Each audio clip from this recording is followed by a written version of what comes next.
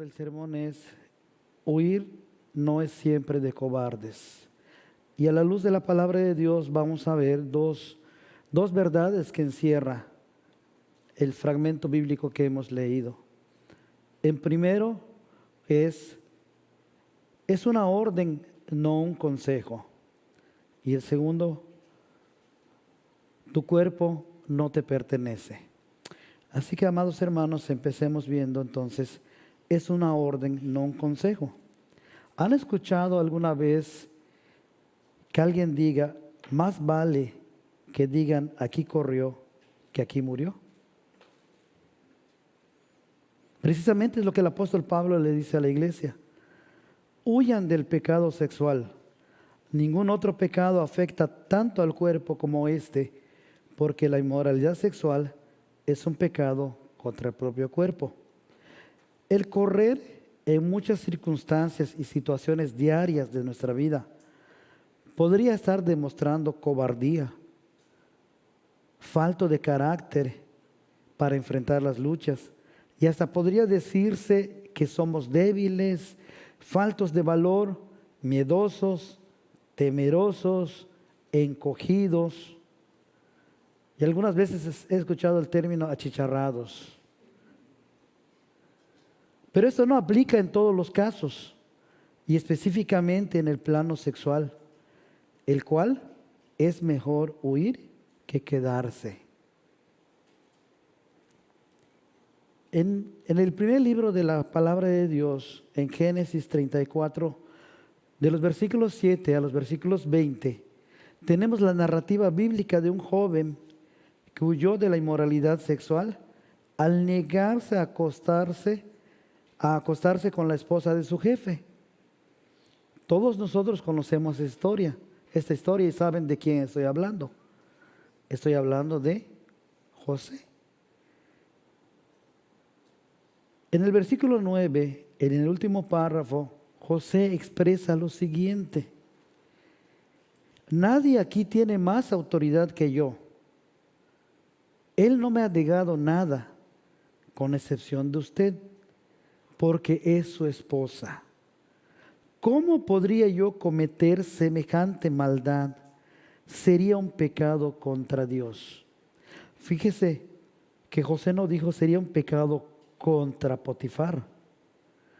Dijo contra Dios. Y empieza diciendo, nada me ha negado de lo que hay en esta casa. Me ha puesto por encima de los sirvientes. Tomo decisiones, con excepción de usted, porque es su esposa.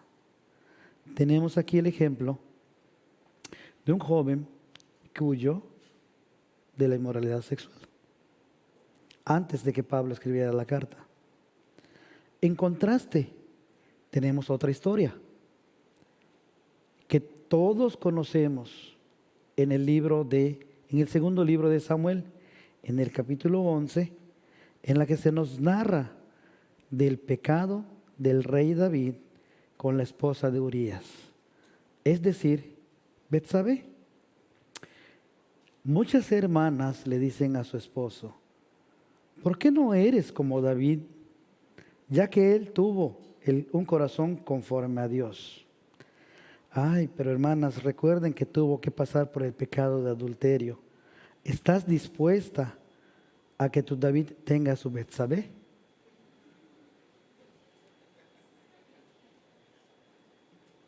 José y David apuntaban al único que podía cumplir a la perfección la vida que tú y yo no podemos. Apuntaban a Jesús, quien cumplió en perfección la vida. Pero no solo la vivió, sino también la ofreció, la dio en sacrificio para que tengamos vida en abundancia. En quien cayó toda la ira de Dios, en vez de que tú y yo recibiéramos esa ira. Así que la palabra de Dios es viva y eficaz, de tal manera que nos permite ver por qué el apóstol Pablo comienza diciendo en el versículo 18, huyan escapen, lárguense, fúguense, retírense, deserten, no te quedes, porque entonces serás hombre muerto. Y quizás no hombre muerto físicamente hablando, pero espiritualmente serás un hombre muerto. No los mandó a luchar, no le dijo a los corintios, Dios les da a sus mejores guerreros las peores luchas. Quédense a pelear en el ámbito sexual, porque seguramente lo van a ganar. No, sabía perfectamente bien y conocía el corazón de los hombres. Sabía que iban a perder, que eran hombres muertos. En la palabra de Dios encontramos en los siguientes pasajes advertencias contundentes de por qué se debe huir y evitar el pecado sexual. Proverbios 2, 16 al 18, en la traducción lenguaje actual dice de la siguiente manera: la sabiduría te librará de la mujer que engaña a su esposo y también te engaña a ti con sus dulces mentiras. De esa mujer que se olvida de sus promesas ante Dios, el que se mete con ella puede darse por muerto.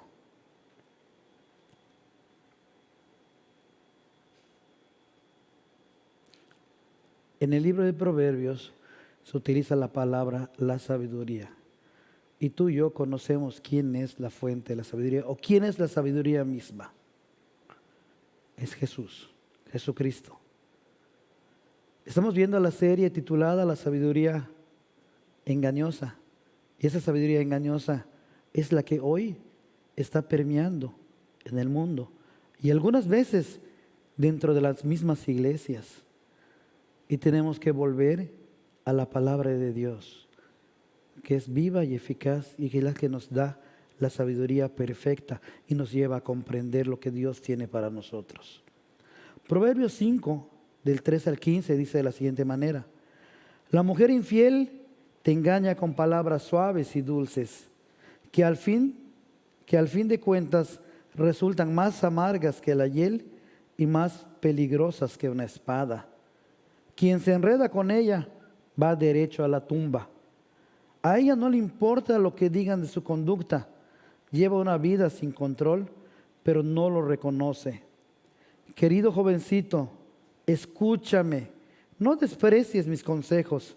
Apártate de esa mujer y no te acerques a su casa, o acabarás entregando tu salud y los mejores años de tu vida a gente cruel y peligrosa. Todo tu salario y el dinero que con tanto esfuerzo te ganaste irá a parar en otras manos. Cuando te hayas quedado pobre, dirás entre llantos y lamentos: pobre de mí, nunca acepté ningún consejo, jamás les hice caso a mis maestros, ni obedecí a los que me orientaban. Ahora estoy casi en la desgracia ante toda la comunidad. Sé fiel a tu esposa. Si quieres disfrutar del amor, disfrútalo con tu esposa. Conozco gente que ha sido muy próspero en los negocios. Pero así como han sido prósperos en los negocios,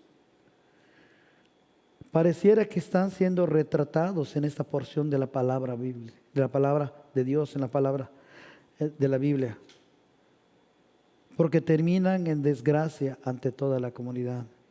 Empresarios que han tenido suficiente dinero, empresas, y que terminaron por enredarse con mujeres y que los llevó a la ruina y a la perdición.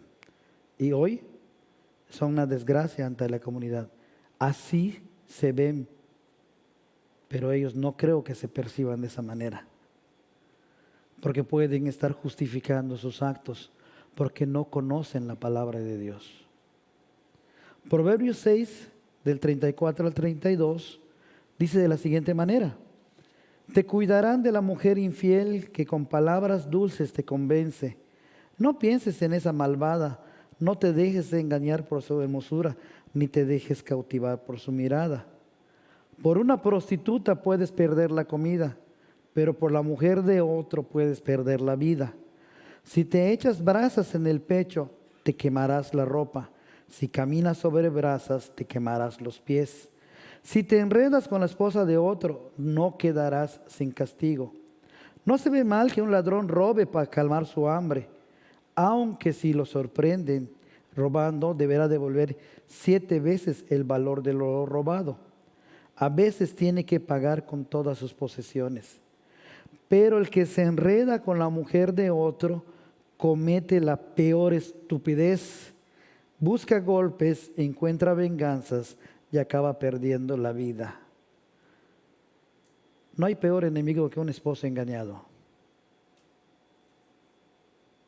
Ahora, estoy tocando el punto acá en la cuestión de como dice, las relaciones sexuales, como dice, no tengan relaciones sexuales prohibidas. Y pareciera que solo estoy tocando la parte del adulterio. Sin embargo, quiero decirles que la parte de relaciones sexuales prohibidas conlleva mucho más que el adulterio. Está la fornicación, están todos los pecados que Yadiel nos presentó al inicio de la exposición de la palabra hace un tiempecito para atrás. Está todo catalogado. Va más allá de lo que estoy comentando del adulterio y fornicación. Hoy en día, y lo digo, el mundo está permeando con sus ideologías. Conocemos el colectivo LGBT y agréguele toda la letra que ustedes quieran y a lo mejor se va a llenar el abecedario. Se va a llevar todo el abecedario. Eso son relaciones sexuales prohibidas. No en vano, la misma palabra de Dios dice que Dios mismo los entregó a esas pasiones porque le rindieron culto a lo creado y no al Creador. No lo reconocieron a Él como Dios, sino que se desviaron y los entregó. Así que, amados hermanos, eso que están haciendo y viviendo es parte del castigo de no reconocer a Dios. Por eso están haciendo lo que hacen. Hay otros versículos que podemos ir viendo en la palabra de Dios, como Proverbios 7:5, si quieren tomar nota, Proverbios 9:16, Romanos 6:12-13, Hebreos 13:4, Primera de Pedro 2:11, Romanos 1:24, Efesios 5:3. Todos estos versículos nos confrontan con nuestra realidad y nos llevan a ver la inmundicia y pecado que puede haber en nosotros. Ahora, ¿por qué el apóstol Pablo le dice a los corintios, como nos dice a nosotros en esta hora de la tarde, huyan, no se queden? Porque sabía el apóstol Pablo que la carne es débil. El mismo Jesús lo dijo cuando llevó a sus discípulos a orar en Getsemaní. La carne es débil aunque el espíritu esté presto. El apóstol Pablo lo dice, miserable de mí, ¿quién me librará de este cuerpo? Porque a la verdad, con mi mente quiero servir a Dios, con mi espíritu, pero mis miembros me llevan a cometer pecado. Así que, amados hermanos, no podemos luchar con el pecado, más en el ámbito sexual. En el ámbito sexual, la batalla está perdida antes de iniciarla. Permíteme decir esto y no lo malinterpreten. El pecado sexual es mágico. Y ustedes preguntarán, ¿por qué es mágico? Porque en la fornicación aparece un bebé y desaparece el novio.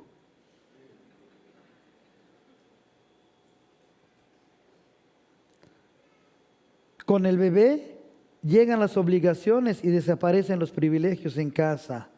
Llegan las preocupaciones y desvelos. Se acaban la tranquilidad, el descanso y el buen dormir. Ahora, todo esto en el contexto fuera del matrimonio. El sexo es bueno, como alguien diría, bonito, pero dentro del marco establecido por Dios. Y el marco establecido por Dios es el matrimonio. Y toda relación fuera de ese marco establecido por Dios es pecado. Antes del matrimonio es fornicación, después del matrimonio es adulterio. Y póngale todas las otras cosas que ustedes quieran ponerle. Pero el único marco establecido por Dios para tener relaciones sexuales permitidas y que no sean pecado es el matrimonio. Esa es la verdadera razón por qué el apóstol Pablo le dice a la iglesia: huyan, no se queden, porque si se quedan son hombres muertos. Muertos espiritualmente. Ahora vamos a ver por qué él les dice que el pecado sexual atenta contra el cuerpo. Ustedes preguntarán, ¿existen otros pecados que atentan contra nuestro cuerpo, con nuestra salud? Por supuesto. Está la glotonería, la borrachera, los malos hábitos de comer, los desvelos, los desenfrenos, en fin, todo aquello que nos destruye. Ahora veremos por qué el apóstol Pablo enfatiza la verdadera razón de por qué el pecado sexual atenta contra nuestra vida. Y creo que hoy es domingo tradicional. Todos pecamos en la mañana. Todos comieron su torta de cochinita. ¿Y qué le metieron al cuerpo con la torta de cochinita? Colesterol y triglicéridos. Aunque tomaron su coca sin azúcar para nivelarlo. Sin embargo, ¿quién no se queda despierto hasta altas horas de la noche jugando, desvelándose? ¿De qué modelo eres?, te preguntan. 1967, en mi caso. Y alguien dirá, pareces de 1950. ¿No? Cada quien, cada uno de nosotros sabe cómo cuida el cuerpo. Este cuerpo no te pertenece. No te pertenece. Por eso el apóstol Pablo recalca y enfatiza. ¿Por qué? Porque el cuerpo no es tuyo. Se cuenta la historia de cuando Charles Spurgeon conoció a Moody. Al ser saludado Moody por el príncipe de los predicadores, este mordía un cigarro encendido, es decir, estaba fumando. Moody exclama: ¿cómo puedes, hombre de Dios, fumar ese cigarro? A lo que le contestó: así tú, hombre de Dios, ¿cómo puedes ser tan gordo? Amados hermanos, este cuerpo no es nuestro, este cuerpo es del Señor. ¿Por qué es del Señor? El apóstol Pablo en el versículo 19 nos deja en claro por qué el pecado sexual no es que sea peor que los otros pecados que se cometen contra el cuerpo. La verdadera razón es: no se dan cuenta que su cuerpo es el templo del Espíritu Santo, quien vive en ustedes y les fue dado por Dios. Ustedes no se pertenecen a sí mismos. En los versos anteriores, al 18, 19 y 20, la lectura que hemos tenido desde el 12, el apóstol Pablo les dice que para evitar el pecado sexual, dice, aunque los hermanos de Corintios siempre respondían, la lectura que hicimos, los hermanos de Corintios siempre respondían con dichos. Y yo empecé con un dicho, para no estar fuera de contexto. Ellos decían: todo me es lícito. Eso decían los hermanos de Corintios. Ahora, la razón de decir todo me es lícito precisamente radicaba en la sabiduría que ellos estaban considerando o teniendo en ese momento, porque para ellos el cuerpo, pues era el cuerpo que se iba a podrir, se iba a descomponer. Lo trascendental en ese momento, lo que ellos estaban entendiendo y comprendiendo, era lo importante del espíritu. Así que no importaba, vamos a darle vuelo a la hilacha con el cuerpo. A final de cuentas será comido por los gusanos. Esa era la mentalidad que tenían.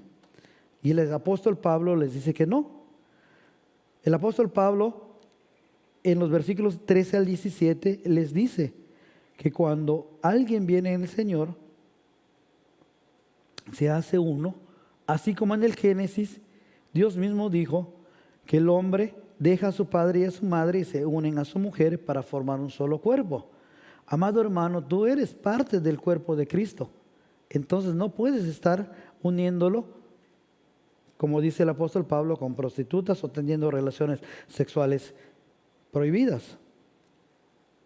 Aquí las matemáticas no me cuadran, porque dice que 1 más 1 igual a 1. Ni San Agustín, que es el patrón de los contadores, puede cuadrar las matemáticas de Dios. Porque 1 más 1 es 1. Y eso es precisamente lo que ocurre cuando vienes movido por el Espíritu Santo, reconociendo tu necesidad de perdón a los pies del Hijo, que es nuestro Señor Jesucristo, quien dio su vida por ti para librarte de la condenación eterna y que te permite reconciliarte con el Padre. Y entonces, como sello de garantía de lo que Dios ha prometido, el Espíritu Santo entra a morar en ti. Te conviertes en el templo del Espíritu Santo de manera individual, pero de manera colectiva en una piedra que en conjunto con otros creyentes son de igual manera templo del Espíritu Santo. Y esto lo dice el apóstol Pedro en su primera carta, en el capítulo 2, los versículos 4 al 5. Dice de la siguiente manera: ustedes son piedras vivas que Dios está usando para construir un templo espiritual. Por lo tanto, acérquense a Jesucristo, pues Él es la piedra viva que la gente despreció, pero que Dios eligió como piedra valiosa. Además, ustedes son sacerdotes especiales y por medio de Jesucristo le ofrecerán a Dios los sacrificios que a Él le agradan. Hay arquitectos y hay albañiles y saben perfectamente que hay piedras que no sirven para nada. Hay piedras que no pueden ser usadas para el cimiento porque se desmoronan. Son esas piedras que son como la tierra blanca que nada más se amoldó y formó una bola. Tiene que ser una piedra fuerte para que pueda servir para la construcción.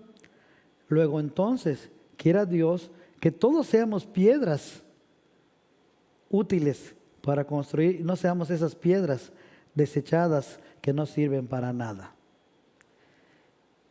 Esa es la razón. Tú eres templo del Espíritu Santo. Por eso no puedes unir tu cuerpo en relaciones sexuales prohibidas. Efesios 1:3, el mismo apóstol Pablo dice: ustedes oyeron y creyeron la buena noticia de su salvación, que es un mensaje verdadero gracias a Cristo. Pasaron a formar parte del pueblo de Dios y recibieron el Espíritu Santo que nos había prometido. Pasamos a formar parte del pueblo de Dios. Usted y yo no éramos pueblo de Dios, no éramos parte de ese pueblo. Hoy, por la obra de Jesucristo en la cruz, por su vida, muerte y resurrección, hoy tú y yo somos parte de ese pueblo. Gozamos de ese privilegio. Tú y yo hemos sido adoptados a través de Jesucristo por Dios. Hemos sido reconciliados con Dios. El canto que estuvimos teniendo en Semana Santa era: soy tu enemigo, fui tu enemigo y hoy me siento a tu mesa. ¿Quién se sienta en la mesa del enemigo? Hoy Jesús nos comparte su pan, nos comparte de Él, nos da su palabra que Él es mismo. Él mismo lo dijo: yo soy el pan de vida y al que a mí viene no tendrá hambre. Luego entonces, ¿qué es lo que tú y yo estamos haciendo? ¿Qué vida estamos llevando? Muchas veces decimos: ¿cómo me comportaría si Jesús estuviera aquí sentado a mi lado? Pero olvidamos que el Espíritu Santo está dentro de nosotros, que es la tercera persona de la Trinidad. Olvidamos que somos templo y nos empezamos a comportar de diferente forma y no llevamos la vida que Dios nos manda a llevar. Nos olvidamos de ese detalle, que somos templo del Espíritu Santo. El Espíritu Santo En Efesios 4:30 dice de la siguiente manera: no hagan que se ponga triste el Espíritu Santo de Dios, que es como un sello de identidad que Dios puso en ustedes, para reconocerlos cuando llegue el día en que para siempre sean liberados del pecado. Tu sello de identidad es el Espíritu Santo. No vas a dejar de pecar estando de este lado de la eternidad. Sabemos que no vamos a dejar de pecar. Dejaremos de pecar cuando Cristo nos llame a su presencia o Él venga en gloria. Solo así dejaremos de pecar. Pero tú y yo estamos llamados a luchar cada día contra el pecado. No debemos quedarnos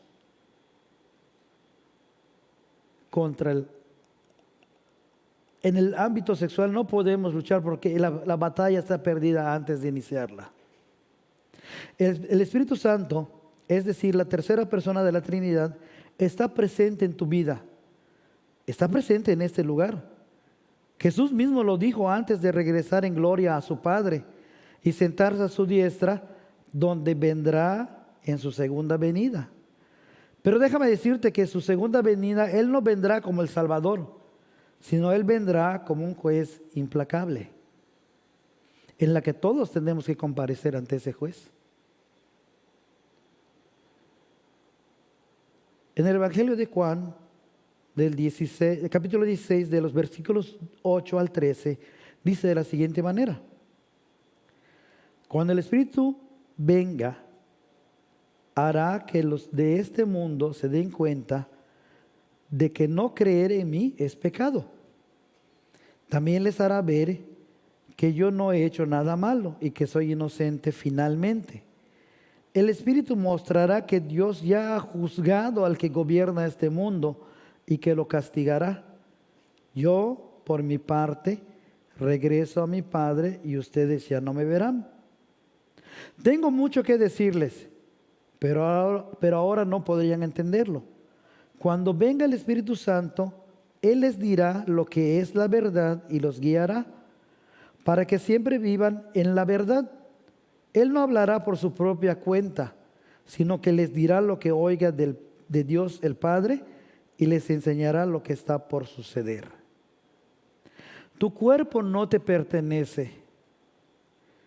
Si has reconocido tu condición de pecador y te has arrepentido, ahora eres templo del Espíritu Santo. Pero déjame decirlo, si no te has arrepentido y sigues viviendo en pecado, tu cuerpo es templo de Satanás. Al final, no es tu cuerpo. Son duras las palabras, pero no son mías, son palabras del Señor. Porque la palabra de Dios dice: o eres hijo de Dios o eres hijo del diablo. Entonces no es tu cuerpo. ¿Y por qué no es tu cuerpo? Porque en el versículo 20 el apóstol Pablo les aclara a la iglesia de Corintios y a nosotros en esta tarde: cuando Dios los salvó, en realidad los compró. El precio que pagó por ustedes fue muy alto. Por eso deben dedicar su cuerpo a honrar y agradar a Dios. Voy a detenerme por eso deben dedicar su cuerpo. Cuando Dios los salvó, en realidad los compró. El precio que pagó por ustedes fue muy alto. No hay nada gratis. En esta vida no hay nada gratis. Si te dan un regalo, alguien tuvo que pagarlo. La salvación no es gratis. Cristo pagó con su vida para que tú tengas vida. Pagó con su sufrimiento, tu sufrimiento. Con su dolor, tu dolor. Con su muerte te dio vida en abundancia. Te reconcilió con su Padre y que hoy es tu Padre. Hoy puedes acercarte libremente y decir: Padre nuestro. Hoy tienes acceso al trono de gracia. El velo del lugar santísimo se rasgó cuando Cristo expiró. para que tú y yo no tengamos que ofrecer más sacrificios. El Cordero perfecto murió por ti y murió por mí. Juan el Bautista lo dijo en Juan 1:29. Al día siguiente, Juan vio a Jesús que se acercaba. Entonces le dijo a toda la gente: aquí viene el Cordero de Dios que quita el pecado de la gente del mundo. Por medio de él, Dios les perdonará a ustedes todos sus pecados. ¿Quieren saber todo lo que fue profetizado sobre la muerte de Jesús y cuánto él tenía que padecer y sufrir? Lo podemos leer en Isaías 53. Dice de la siguiente manera: nadie ha creído nuestro mensaje, nadie ha visto el poder de Dios. El fiel servidor creció como raíz tierna en tierra seca. No había belleza en él, no había en él belleza ni majestad alguna. Su aspecto no era atractivo ni deseable. Todos los despreciaban y lo rechazaban. Fue un hombre que sufrió el dolor y experimentó mucho sufrimiento. Todos evitábamos mirarlo. Lo despreciamos y no lo tuvimos en cuenta. A pesar de todo esto, él cargó toda nuestra enfermedad y soportó todos nuestros dolores. Nosotros pensamos que Dios lo había herido y humillado, pero él fue herido por nuestras rebeliones, fue golpeado por nuestras maldades. Él sufrió en nuestro lugar y gracias a sus heridas recibimos la paz y fuimos sanados. Todos andábamos perdidos como suelen andar las ovejas. Cada uno hacía lo que bien le parecía, pero Dios hizo recaer en su fiel servidor el castigo que nosotros merecíamos. El castigo que tú y yo merecemos. Fue maltratado y humillado, pero nunca se quejó. Se quedó completamente callado como las ovejas cuando les cortan la lana. Y como cordero llevado al matadero, ni siquiera abrió su boca. Cuando lo arrestaron, no lo trataron con justicia. Nadie lo defendió ni se preocupó por él. Y al final, por culpa de nuestros pecados, le quitaron la vida. El fiel servidor de Dios murió entre criminales, uno a su derecha y uno a su izquierda. Fue enterrado entre los malvados, aunque nunca cometió ningún crimen, ni jamás engañó a nadie. Dios quiso humillarlo y hacerlo sufrir, y el fiel servidor ofreció su vida como sacrificio por nosotros. Por eso él tendrá una vida muy larga y llegará a ver a sus descendientes y hará todo lo que Dios desea. Ese es el precio de lo que Cristo pagó. Es el precio que pagó por ti y por mí, y que pagó por todo aquel que venga arrepentido a sus pies. A nivel de cruz todos somos iguales. Somos la peor escoria.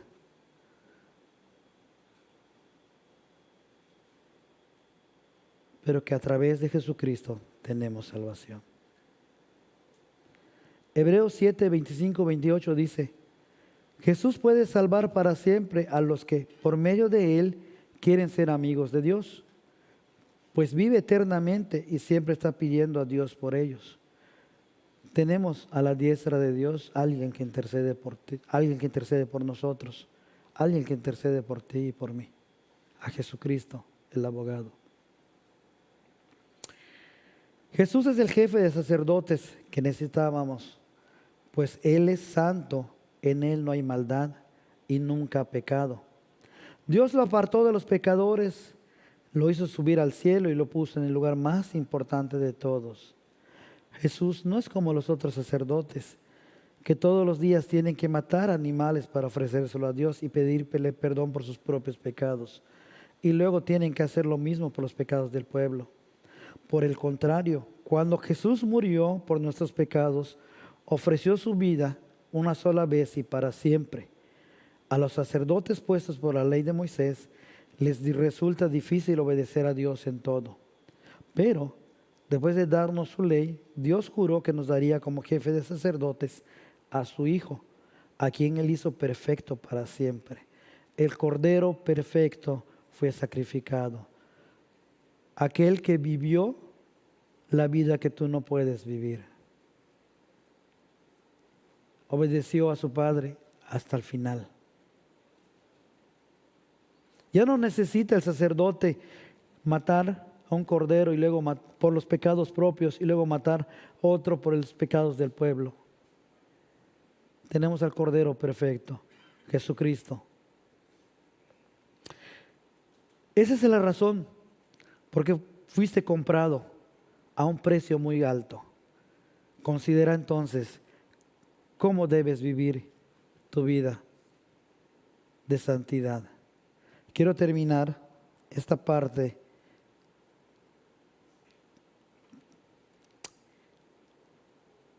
con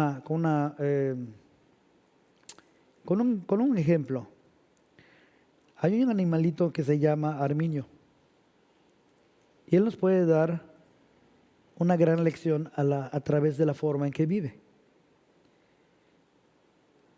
Es de pelaje blanco y muy limpio y no le gusta ensuciarlo.